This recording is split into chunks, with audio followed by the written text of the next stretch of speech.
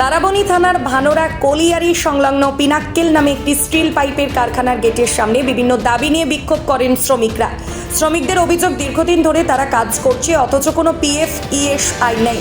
বেতন বাড়ানোর জন্য কারখানা মালিককে অনুরোধ করা হলেও মালিক কোনো রকম মানতে নারাজ।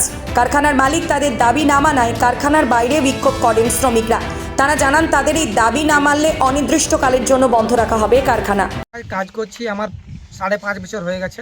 আপনাদেরকে পিএপিএসআই দেওয়া হয়? কিছু দেওয়া হয়নি। আপনারা বলেছিলেন পিএপিএসআই জন্য? মালিককে বলেছিলাম, যার আন্ডার ঢুকেছিলাম নেতাকে, তাকেও বলেছিলাম। আমাদের কথা কেউ গ্রাহ্য করেনি। তো সেই আমরা আমাদের কথা এক কানে শুনে এক কানে বার করে। আমাদের সমস্ত এখানে যত কাজ করছে আমরা, তা আমাদের কোনো সেফটি নেই। আর এখানে যা পলিউশন হয় সে বহুত খারাপ পলিউশন হয়। আর আমাদেরকে যত থেকে ঢুকেছি এখন পর্যন্ত 7,500 দিচ্ছে, আর যারা নতুন ঢুকছে 3 মাস 4 মাস 6 মাস তাদেরকে 6,800 দিচ্ছে। অ্যাপ্লাই হয়ে গেছে? অ্যাপ্লাই নয়, আপনার আছে কি নেই? অ্যাপ্লাই হয়ে গেছে। এবার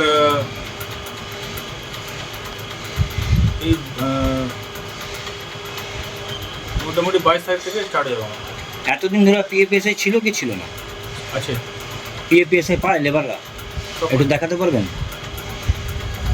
এখন পারবো না, পরে আসবেন দেখে দেবো।